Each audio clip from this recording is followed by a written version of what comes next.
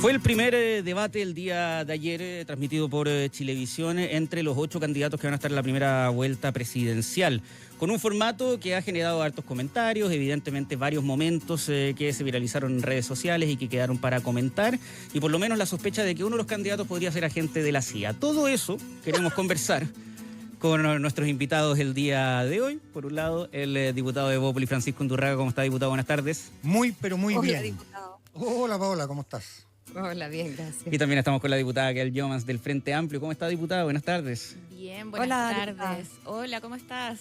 Aquí media acalorada ya. Hace harto calor, la verdad. Sí, estamos tratando de temperar el estudio, pero es una batalla que tenemos todos los días. La primera pregunta, ¿es Franco Parisi agente de la CIA o no? A mí me queda esa duda después del emplazamiento del profe Artés. No, yo estoy segura que sí. No, yo estoy segura. No, más venida del vientre de la bestia. Ese era derechamente el titular. No, no. Pero además lo más lindo de todo, perdón, un segundito que haga un comentario que no tiene nada que ver con nada, pero lo más bonito de todo era la cara del profesor Artés después de que lo dice. Tan orgulloso como cuando un hijo recita de memoria todos los adverbios, no sé, y le salieron todos bien, pero orgullosísimo estaba de su descubrimiento / hipótesis / no sé cómo llamarlo. Yo debo decir que ya lo había dicho alguna vez acá en Radio Infinita, pero nosotros guardamos el secreto del profe. Claro, como corresponde. ¿Lo había dicho? Sí, no, sí lo había dicho, en ese mismo asiento lo dijo. También había hecho exactamente la misma reflexión, que si él venía de China y pensaban que trabajaba con China, bueno, ¿por qué entonces Franco Parisi no podía ser agente de la CIA? No, si claramente lo tenía ensayado. Pero el profesor enseña chino. ¿Enseña chino? Sí, pérfido, absolutamente. Uy, listo, ya. Entonces tenemos dos agentes en la carrera presidencial, quizás, de dos potencias, pero centrémonos en otros aspectos del debate del día de ayer. Parto por usted, diputado, el formato. ¿Qué le pareció? A ver, yo creo que tiene cosas interesantes y tiene cosas que llaman la atención y que entorpecen un poco el diálogo.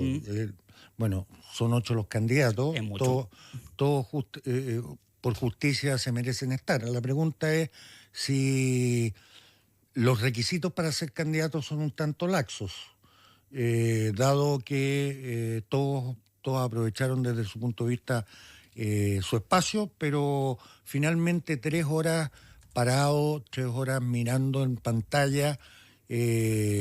Bueno, siempre a la tele se le reclama que por qué lo hacen tan tarde, pero tampoco lo pueden hacer a las 6 de la tarde, porque a las 6 de la tarde estamos todos trabajando. A mí me gustó el tema de los temas y los minutos, los primeros 3 espacios. Creo que las preguntas y las contrapreguntas en 2 minutos es en el fondo un saludo a la bandera. Diputada. Sí, o sea, mira, algo bueno, lo bueno y lo malo, lo bueno, lo malo y lo feo.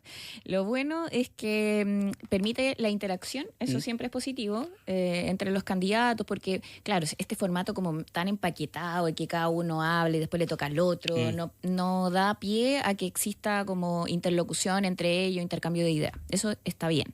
Pero claro, como son tantos, la cosa se alarga y efectivamente terminó como a las 12 de la noche. Entonces ahí yo dudo, ¿cierto?, que uno mantenga todos los que están viendo el debate, que efectivamente se vayan a quedar hasta las 12 de la noche viendo una discusión del estilo. Y lo otro que, claro, como, bueno, en nuestro caso hicimos una primaria, entonces llevamos una candidatura única y efectivamente hay otros candidatos que... claro, a quién representan más allá de su partido. Y yo creo que esa es una interrogante también legítima, ¿cierto? Que no están en un mismo piso al momento de dirigirse. Legítimo, sí, porque así son las reglas establecidas, ¿cierto?, de nuestra institucionalidad. Se pueden presentar, qué sé yo, e ir de candidato finalmente a la presidencia, pero a quién representan yo también me lo cuestiono. Déjeme hacerle una pregunta a los dos, que tiene que ver precisamente con el formato. El hecho es que en nuestra papeleta en esta ocasión son 8 los candidatos, y ese es un número que es inmanejable. Decía el diputado Undurraga que, bueno, es de justicia que estén todos, pero yo creo que es políticamente incorrecto y llamarlos a la reflexión. ¿Es de justicia? Sabemos que la equidad es dar a cada uno lo suyo, no a todos lo mismo. Por cierto. Y sabemos también que, bueno, una discriminación arbitraria, porque imagínense que yo voy a elegir solamente a las mujeres, o solamente a los hombres, o solamente a los Géminis, pero ¿no tiene acaso sentido sincerar, digamos, que perdón, pero para ponerlo como ejemplo, el profesor Artés no va a ser el próximo presidente de Chile y que por lo tanto se nutre más la democracia cuando tenemos un debate en que aquellos que están en posición de ser presidente, y digo posición a propósito de las encuestas, por supuesto, no de sus méritos ni nada, tengan un tiempo para profundizar más en sus medidas. Estoy pensando en lo que ocurre en Estados Unidos. En Estados Unidos los debates no son con todos los señores de la papeleta. Lo pongo ahí para que me cuenten los dos en el orden que ustedes quieran. Hagan ahí cachipún. ¿Qué opinan? No, por favor. No, a mí me pasa que, o sea, mira, además en el formato y en la situación política, todos estaban atacando en algún momento, salvo Evelyn, que estamos conversando, ¿cierto? A Janet Jara. Entonces, ella tenía el mismo tiempo para responder que para plantear sus ideas, ¿cierto? Entonces, eso se contrapone y nos da pie para que efectivamente tenga un tiempo razonable para poder hacerse cargo de todos esos temas. Y eso a contraposición quizás de otros candidatos que efectivamente quizás no se están jugando eso en la elección. Entonces, poder ver a Janet Jara con más tiempo, claro que podría haber sido más justo a propósito además de lo que representa, porque ella está representando a 9 partidos, ¿cierto? Que hicimos una primaria, entonces no es lo mismo quizás que otros candidatos que se ponen en la misma situación, digamos, en ese debate. O sea, ¿usted estaría de acuerdo con que no estén necesariamente todos invitados a todas partes? Mira, yo no soy amiga a que la definición sobre los candidatos presidenciales se dé a priori por las encuestas. O sea, es finalmente la elección popular la que define. Pero sí podría ser que si van a interpelar a una candidatura, tenga tiempo para contestar y que no sea el mismo, ¿cierto?, que para poder plantear sus ideas. Creo que el formato ahí, esa es mi crítica. Diputado Undurraga. A ver, evidentemente un diálogo entre 3, 4 es mejor que un diálogo entre 8. Además, un diálogo que en muchos espacios, muchos periodos del debate era bastante pobre, bastante similar a lo que nos toca vivir en la Cámara de Diputados. Mucho grito, mucha ofensa y bastante... Poca enjundia. Y evidente. Y yo creo que hubo poca enjundia en general, digamos. O sea, candidatos dispuestos a pegar, a ofender, a maltratar, a eludir además las preguntas. Y eso yo creo que es lo que más eche de menos de que los periodistas hubiesen sido más protagónicos. En términos de que lo hubieran podido enredar más en relación a los temas y los tópicos que se estaban tocando. Dicho lo anterior, bueno, nosotros desde nuestro comando y de la candidata Evelyn Matei vamos a ir a todos los debates que nos inviten y en el formato que sea. Porque lo importante aquí no solamente es generar la diferencia, sino es tener la oportunidad de hacer, tal como lo hizo Evelyn durante la noche de ayer, las propuestas al país y por qué Evelyn y Chile Vamos, Amarillo y Demócrata la están presentando y queremos ser el gobierno a partir del 11 de marzo del 2026. Entonces, aquí, ¿qué es lo que es primero? ¿El huevo o la gallina? O vamos a hacerlo como Donoto, vamos a sacar el sillón, porque finalmente es el canal el que invita a un formato determinado. Sí hago presente que esta debe ser de las campañas que más debates han tenido incluso antes de partir la propia campaña. La campaña formalmente parte para todos nosotros, los que vamos de candidatos al Parlamento y a la Presidencia de la República el día 17 de septiembre. Y ya hemos tenido, no sé, 6, 7 debates. Pero bueno, debatir no es malo, el confrontar las ideas es aún mejor y que la gente concurra, espero que con voto obligatorio y con multa, lo más informada posible para definir el destino de nuestro país. Diputado, vamos a retomar ese tema antes del final de la conversación, pero vamos a sus respectivas candidatas. Parto con usted, diputado, respecto a Evelyn Matei. Evelyn Matei, que hay algunos que destacaron efectivamente, sobre todo el tono y el no haber cometido errores, pero hoy día conversamos con el alcalde de Ñuñoa, Sebastián Sichel, que dijo que él hubiera esperado que hubiera quizás marcado más diferencias con José Antonio Kast, entendiendo que hoy en día las encuestas la muestran tercera, es decir, que tenía que salir quizás a dejar una imagen un poquito más potente. No sé qué le parece a usted. Yo creo que la planificación en cómo se enfrentó Evelyn Matei al debate es lo correcto, porque finalmente la propuesta que nosotros le estamos entregando a Chile a través de Evelyn, nosotros queremos convocar, tal como dice, no solamente a un solo equipo, que es un gran equipo que es Chile, dentro de los discursos preparatorios del debate, cuando se relanza la campaña, Evelyn Matei señala algo que es bastante importante, que se le quedó en el tintero al resto de los candidatos, a mi juicio, que dice relación con que no esperamos que todos piensen exactamente igual a nosotros durante el próximo gobierno, sino que lo que esperamos es ser capaces de generar puentes, de generar vínculos, de generar proyectos que aúnen a la gente. El candidato Kast habla de un gobierno de emergencia. Sí, efectivamente nosotros tenemos emergencias económicas, de seguridad, de vivienda, de salud, educación, etcétera, en fin, de todo, prácticamente todos los temas. Pero esa emergencia no se soluciona con voluntarismo, esa emergencia se soluciona o se comienza a solucionar, tal como lo dijo Evelyn, porque ella proyecta su gobierno más 3 o 4 gobiernos más que permitan hacer lo virtuoso de la concertación, con gente que incluso estuvo en la concertación, que fuimos adversarios durante muchos años, pero podemos construir y soñarnos un país con las legítimas diferencias que cada uno de nosotros tenemos. Y desde ese punto de vista, yo creo que Evelyn cumplió, no solamente cumplió, sino que fue capaz de entregar un mensaje que en el caso de muchas otras candidaturas fue bastante difuso y fue más bien marcando la diferencia por la diferencia, que todos la podemos tener, pero la verdad que aquí lo que le importa a Chile es qué va a pasar en el próximo periodo presidencial. Diputada Youmans, como usted bien dijo, en algunos momentos la candidata Janet Jara tuvo que tanto exponer como estar respondiendo a los emplazamientos del resto. Sin duda, si uno toma en balance de todo, probablemente fue la candidata más emplazada el día de ayer. ¿Llegó a ser incómodo en algún momento?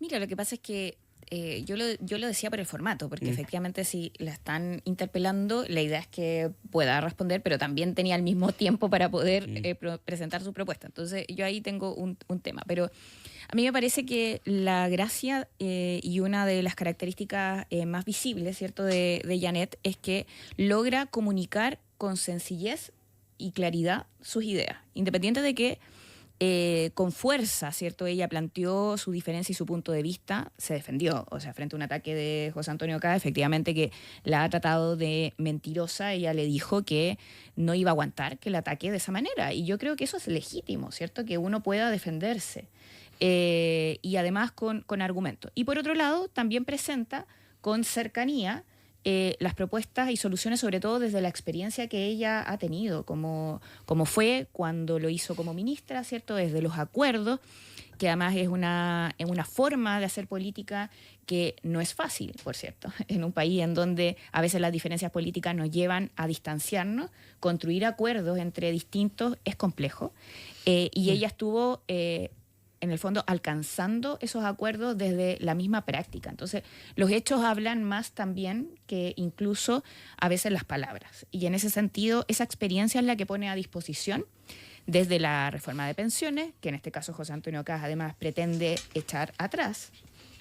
Y eso, plantearlo con total claridad, me parece importante. Me parece importante hablar de salud, me parece importante hablar también de seguridad, de las propuestas que hay detrás y enfrentar las mentiras, porque hemos tenido una campaña, lamentablemente, ¿cierto?, de mentiras a nivel digital, que es complejo además el poder con la misma fuerza y de la misma manera poder revertir y poder decirle a la ciudadanía, ¿cierto? No, esto no es real lo que se está planteando, porque si digitalmente se tergiversa lo que dicen los candidatos, el tener la posibilidad de responder debería ser con el mismo alcance, ¿cierto? Y a veces no es lo mismo si es que tenemos bot, troll y, claro, una red, ¿cierto?, de manipulación digital detrás, que es bien complejo. Y en este caso yo he visto a 2 candidatas que han sido lamentablemente atacadas, y que son las 2 candidatas, además, mujeres a la presidencia, tanto Janet Jara como Evelyn Matei, que han sido atacadas por José Antonio Kast, digámoslo, y también una red de manipulación digital que me parece bien lamentable y que daña nuestra democracia. Los candidatos se emplazaban entre ellos, evidentemente, pero yo creo que su nombre es el único nombre que escuché dentro del debate que no era dentro de los que estaban presentes los candidatos. José me pude defender tampoco. Es el nuevo jefe de campaña. Sí, eso es decir, o sea, termina mencionándolo usted a propósito de dichos en torno justamente al préstamo al Estado, de la reforma de pensiones. Él dice que usted había dicho que había que avanzar eventualmente en no devolver devolver esto a las cuentas individuales. Ya que no tuvo el tiempo en el debate de anoche, ¿quiere responder? Muchas gracias por darme este espacio. Digo, ya que estamos acá, para responderle a es lo que José Antonio Caz. claro. Está bien. No, respóndele al país mejor. Al país, ¿cierto? El país es el que está preocupado del tema. Mira, yo creo, bueno, en primer lugar, los votos hablan más que las palabras. Y mi voto estuvo por la reforma de pensiones, por aumentar la PGU y también por el Seguro Social. En cambio, en el caso de José Antonio Caz, su partido, el Partido Republicano, estuvo en contra de la idea de legislar y por lo tanto, si fuera por él, no tendríamos aumento de la PGU, ni tampoco tendríamos aumento de las jubilaciones que se van a venir en el mes de enero con el Seguro Social. Y en ese sentido, yo lo que veo es que José Antonio Caz nuevamente es como un gran manipulador de la mentira. Yo le he dicho esta canción de Buddy Richard, no sé si se acuerdan, un profesional de la mentira, ¿cierto? Se ha vuelto un profesional de la mentira. Y es lamentable porque al final un candidato presidencial que tiene, ¿cierto?, este escenario, seguir aumentando mentira tras mentira, y en este caso diciendo que ama la PGU cuando en realidad estuvo en contra y ahora pretende además derogar el Seguro Social, eso habla más que cualquier palabra que él diga que ama algo, ¿cierto? Porque al final sus hechos dicen todo lo contrario. O sea, si fuera por él, no tendríamos aumento de la PGU, y eso en realidad habla más que sus compromisos y palabras de amar algo que en realidad yo no veo en los hechos que lo haga. Sigamos hablando de amor o de desamor. El desamor, podríamos decir, entre Parisi y Evelyn Matei, que por supuesto, más allá de calificarlo así, lo que hizo Franco Parisi, más allá de cómo se califique, porque eso puede ser subjetivo, hizo algo que no estaba permitido, que estaba consensuado con los equipos, que no se iban a llevar, digamos, pancartas, y él fue y lo hizo, tenía 2 fotos impresas, para supuestamente instalar la idea de la traición. ¿Algún comentario, diputado Unturraga? Yo encuentro que fue de lo último. Lo last. No me parece en nada que sume a ninguna parte. Le dio una tremenda oportunidad, eso sí, a Evelyn Matei de contestarle lo que ella sentía en relación al tema, y me parece que se expresó muy, pero muy, muy bien. Lo que denota no solamente una claridad mental, sino también además denota un carácter y una convicción para poder defender, argumentar cosas que siempre son difíciles que decir, incluso que durante su pasado ella cometió errores, que fue capaz de ponerse de acuerdo, que fue capaz de restablecer una amistad no solamente cívica con el expresidente Piñera, sino finalmente fue capaz de trabajar con él, no solamente porque lo haya nombrado ministra, sino porque además ella fue una leal ministra y colaboradora del gobierno del presidente Piñera. Desde ese punto de vista, tal como lo dice ella, no es menor que la familia Piñera esté hoy día detrás, como estamos muchos chilenos detrás de la campaña de Evelyn Matei, precisamente porque ella lo que está proponiendo es un cambio no solamente conceptual, sino real de la forma que tenemos que volver a hacer política en Chile. Es reencontrarnos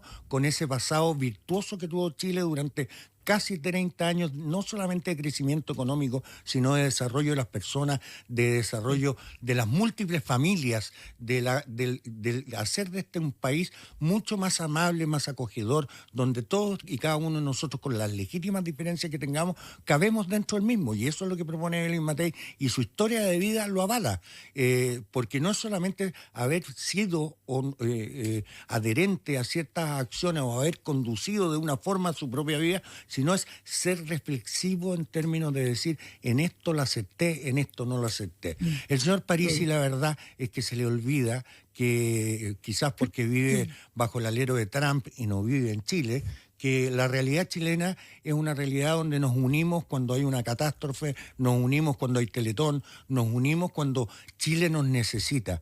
Y lo que viene a proponer, denostando, insultando, en forma prepotente, artera e ignorante a una candidata como Evelyn Matei, lo deja y lo retrata tal cual es. Fíjate que yo me quedo con eso de que él lo hizo por hacerle una zancadilla, pero finalmente le dio a la candidata una tremenda oportunidad de responder. Y a propósito del concepto de una oportunidad muy buena para responder, le pregunto a Gael Youmans si es que en todo este juego de las mentiras, ¿no? Dado que el primer ataque que recibió la candidata Janet Jara ayer fue de mentirosa, ¿no? como lo recordaba usted misma. ¿No cree usted que también en ese momento Janet perdió la oportunidad de haberle dicho algo así como, mire, yo no soy mentirosa, me equivoqué, puedo pedir perdón por haberme equivocado, quizás lo traté a usted de faltar a la verdad porque yo tengo un prejuicio, todos tenemos prejuicios, pero en realidad, no sé, salir jugando, y perdió quizás esa oportunidad, y creo yo que a partir de ahí, que era muy al comienzo del debate, se le dio...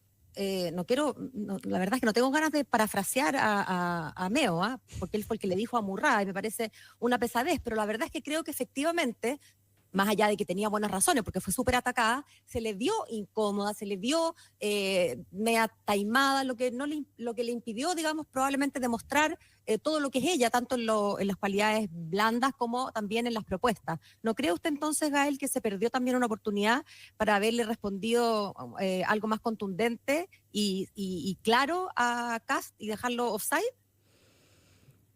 Es que, bueno, yo creo que fue bien clara la respuesta con respecto a esta interpelación que le hace José Antonio Kast respecto al ataque, y también, en el fondo, porque al final es bien extraña la situación. Él la cuestiona, pero al final lo hace atacándola y no se hace cargo, ¿cierto?, en ningún caso, de responder, que es lo que hemos estado planteando durante este tiempo, de cuál es su vinculación con esta red que realiza mentiras, ¿cierto?, y que manipula digitalmente la información.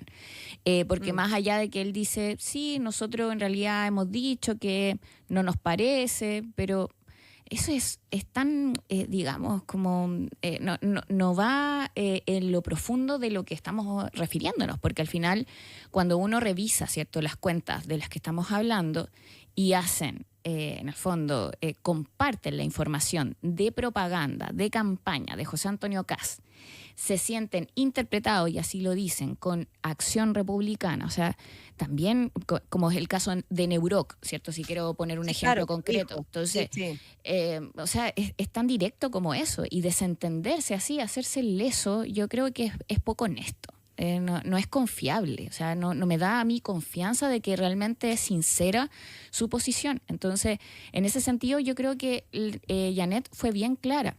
El tema es que cuando uno se defiende, y eso es como me pasa a mí cuando veo ese tipo, o al menos cuando escuché a Marco Enrique, es que me da la impresión de que es como si una, como mujer siempre tiene que ser como contenta, feliz y estar siempre como bien compuesta y bien sonriente, y como que cuando somos mujeres y hacemos política como que no nos podemos enojar, ni enfadar, ni mostrar en ningún caso, claro, como defendernos en todo el contexto, cuando además te están diciendo mentirosa. O sea, dígame a alguien que no se vaya a enojar cuando uno le dicen mentirosa. O sea, creo que... perdón, Gael, pero yo no dudo de la humanidad de Janet, y que probablemente hubiera pasado lo mismo. Lo que digo es que aquí, y en la tele sobre todo, a veces el que se enoja pierde, más allá del que tenga súper buenas razones para enojarse. Yo lo entiendo, pero creo que a pesar de que uno puede mostrar todo lo que es como persona humana, ¿cierto?, y enojarse, responder qué fue lo que hizo, de todas formas, y sobre todo en la parte final, se muestra además cómo ella mantiene su mensaje hacia las personas, ¿cierto?, hacia el objetivo, que el objetivo de la campaña no es responderle, ¿cierto?, a José Antonio Kast, sino que más bien hablar con soluciones concretas, ir con esas soluciones a las personas. Y yo creo que de eso igual se trató el debate, y también el contenido de lo que dijo Janet. Nos quedan pocos minutos, pero quiero terminar con 2 preguntas para cada uno. La primera es la misma, de hecho la segunda también. A usted, diputado Undurraga, y lo voy a preguntar a Gael también, si puede elegir a uno del sector del frente que cree que ayer lo haya hecho bien o no mal. Y les descarto a ambos la opción siempre medio ambigua de Harold Mike Nichols, porque es fácil decir que don Harold, con lo cariño que uno le puede tener por un montón de otras cosas, que lo hizo bien, pero le quiero preguntar en específico a usted, entre Janet Jara, Marco Enrique o Minami, y le voy a descartar a Eduardo Ortega, entre esos dos en el fondo. A ver, yo creo que Meo es un astro de las comunicaciones. Tiene un manejo escénico que no tiene ningún candidato, tiene un manejo de los tiempos que que es como para tomar apuntes y mirar, uno desde la política, mirar la forma que se enfrenta, aunque lo que comente no sea de mi gusto o no me convoque, debo reconocer que el tipo es muy atractivo, que es un tipo con mucha historia, con mucho bagaje. Pero sí tengo que reconocer adicionalmente que no por las razones del fútbol, sino por las razones de lo planteado, lo que planteó Harold Maynichols se debe considerar. Creo que él fue a una propuesta distinta, que con mucha ilusión, emoción y a lo mejor con un cierto grado de ingenuidad para lo que estamos acostumbrados los políticos y las discusiones que hoy día tenemos y que se vivieron durante ese debate.